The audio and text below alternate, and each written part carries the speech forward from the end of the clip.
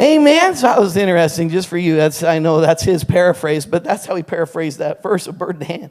It's better than two in the bush. Some people still pursuing the two in the bush, and you're not thrilled about what God gave you. I mean, look at your hand. Look at it. You are awesomely equipped to do some powerful stuff.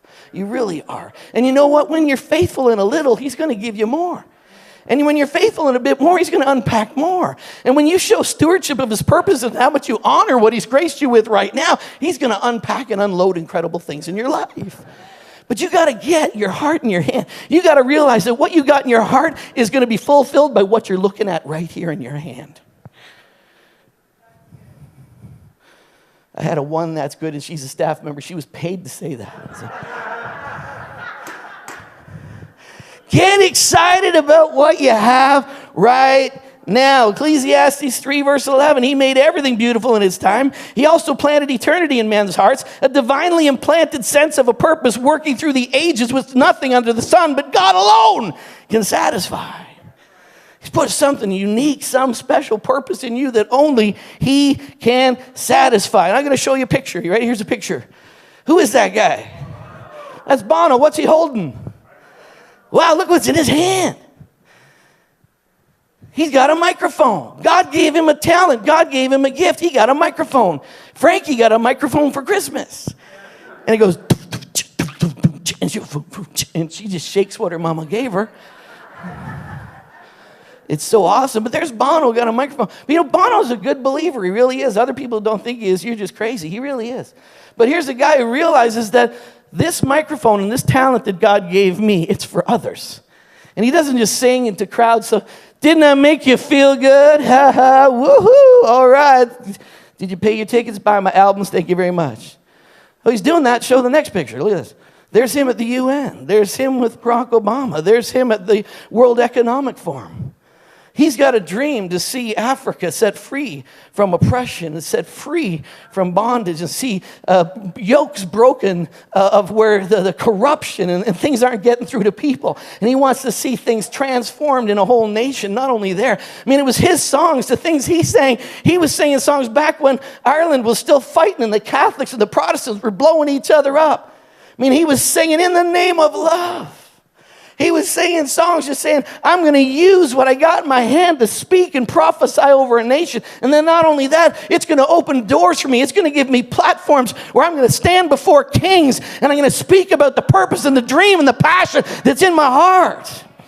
Now, what would have happened if he got halfway through his career and he went, you know what? Singing is nothing. This is foolishness. This is pride and worldly arrogance. I'm going to throw away my I'm going to go build an NGO. I'm going to move to Africa. I'm going to build the biggest orphanage there is. And I'm going to do some amazing things. My dream is going to... Thank God he hung on to his microphone and he stayed in his lane. Because he might have started a really cool orphanage. But you know what? I don't know that a singer is really good at administrating an orphanage. I'm not being rude or anything here, but I'm not even sure a businessman can run a country. I'm hoping and praying and believing. I really am, and I'm for it. But I wonder sometimes if people don't have a passion in their heart, but they're in the wrong lane. And so you hope and pray, oh my goodness. And sometimes, I mean, in our country, you know, I mean, it's a drama teacher trying to run a country. I'm like, oh my goodness. We need some statesmen. We need some people who can rally people and do stuff. And, you know, it makes it scary when we're just, whoa, what's happening now? And I'm not saying I'm for or against anything, please. I'm not saying any of that stuff. I'm just saying, wow. I thank God that somebody here chose to use his strengths and abilities in the construct he was in, and he can do a lot more. I see a lot of people. I've seen pastors who are really good pastors who want to be traveling evangelists and blow up their lives. I've seen traveling evangelists who want to be pastors and blow up their lives. I've seen businessmen who want to be pastors and screw up their lives. I've seen business people who want to be traveling evangelists and blow up their lives. And a whole bunch of other people with them. There's so many people that they're looking in their hand. They don't like what's in their hand. And they think that my dream to be fulfilled, I got to be somebody else. I got to do something else. this dream in my heart is so big, I must have to jump in another lane to fulfill it.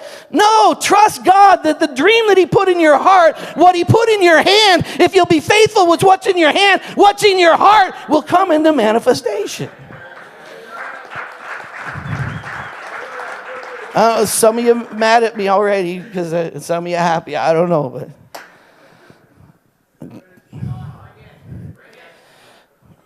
what's in your hand? Look at this now. What's in your hand, David? David would take the harp and he would play it with his hand, and Saul would become refreshed and well, and the distressing spirit would depart from him. Before David ever killed Goliath, before David ever became the king, David loved to play in his harp. You know what? David playing the harp got him in before the king. David had a relationship with that king when he played his harp well before they had the Goliath thing or all those other things. Just doing what's in your hand, doing what's in your hand skillfully will bring you into your destiny. It's my staff member again. So. We already did the reviews, Kelly, so it's all good. You're good. You did good. So, I'm wrapping up really quick. Now, 1 Samuel 17:40. And his sling was in his hand. His sling was in his hand. Hey, wow, look at that. I showed up just in time to kill this uncircumcised giant. Fantastic. What do I get for doing that? And then they want to put their armor. They want to say, to do this, you have to wear this. To do this, you have to become this. To do this, blah, blah, blah. He says, you know what? I killed a bear. I killed a lion. This is no problem. He went down there just with his, gym suit on and his slingshot. And it doesn't say he walked up towards the giant, tried to sneak up on him. It says he went down, and when he saw him, he ran towards him. He ran, and while he was running, he said, "You're an uncircumcised Philistine. I come in the name of the Lord." The giant's like, this little teenager got a slingshot. Then he took his own sword and chopped off his head. Ha! I'm not ready for this. I'm just a teenager. I can't believe it. And then one day, while you're delivering pizza to your brothers, boom. And you know what? What was David doing? Did he just go to 45 conferences to learn the 20 ways to the 31 things? No, he was just doing what his dad said. Take care of the sheep. Take this to your brothers. In his lane on any other day, doing what he was called to do, one foot in front of the other, and ba-boom. Hello. All right, let's look at some more slides really quick. You ready? What's in your hand? Shamgar. I love this guy, Shamgar. Shamgar standing in his field, it says, then they came to steal all his peas, and Shamgar said, I am not running away from my stuff anymore. So it says Shamgar picks up an ox goad. That's what you poke the ox with. They go, faster, faster. He picked up an ox goad and he killed 600 Philistines that day. He delivered Israel with an ox goad. Yeah!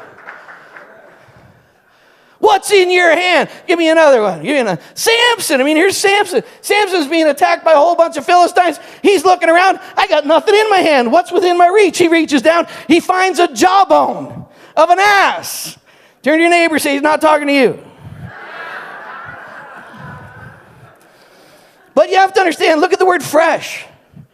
A fresh jawbone. If there's jawbones within your reach, make sure you get a fresh one.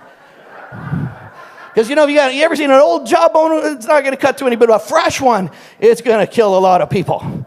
All right, so you ever get in a battle and it's the only thing in your reach is a jawbone, get the fresh one. All right. He reached out his hand and he grabbed that jawbone and he killed it. Now, young man, what's in your hand? John 6:9. Hey, here everybody out here starving and you brought them all the way out here. Everybody's hungry. And I heard the master just say, you feed them. You guys got nothing? I got a lunch. Just one day. Just one day like any other day. And here he is. What do I got in my hand? What can I offer the master right now? And he said, I got a lunch. And he walked away with a whole bunch of lunches.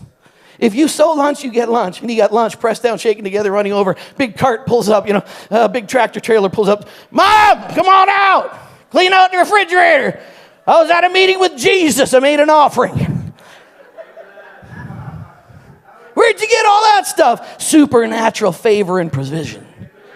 Because when you sow into the purpose of the God, you get back, pressed down, shaken together, and running over. Anyways, he gave his lunch. One more, maybe two. Dorcas. That's one of my favorites, amen? I love Dorcas, amen? Turn to your neighbor and say Dorcas.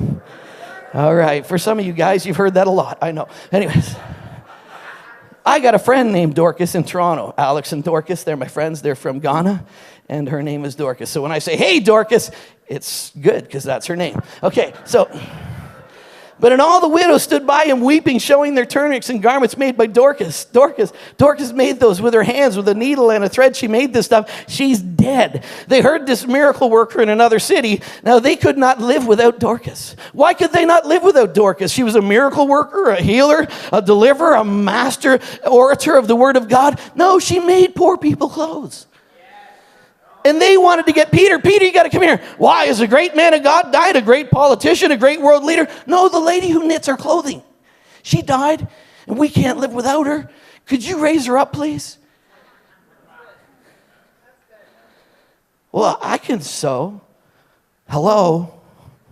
You know, a lot of people, you look at what's in your hand, you go, this doesn't look like that's what's going to bring me into my destiny. If that's what God's put in your hand right now, if you'll be faithful with what's in your hand right now, and you'll do it, yield it as unto the Lord, he'll give it back to you with power. He's not on staff, but that's really good. Maybe I'll put him on staff. Doing what's in your hand will lead to the manifestation of what's in your heart. Doing what's in your hand will lead to the manifestation of what's in your heart. One more slide. One more. God never has you until he has what's in your hand. If you lay it down, he'll restore it to you with power. In God's hand, he only needs what's in your hand.